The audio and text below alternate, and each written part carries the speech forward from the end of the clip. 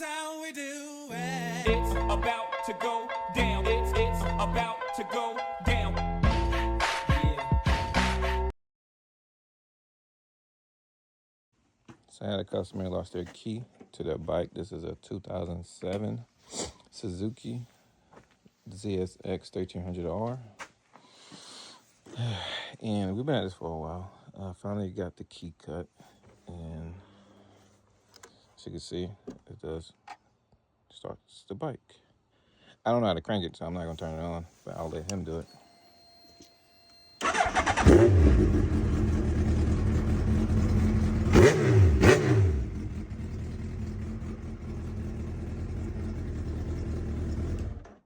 All right, so we got one key there, we got one here, and we also have one more here. Another successful job.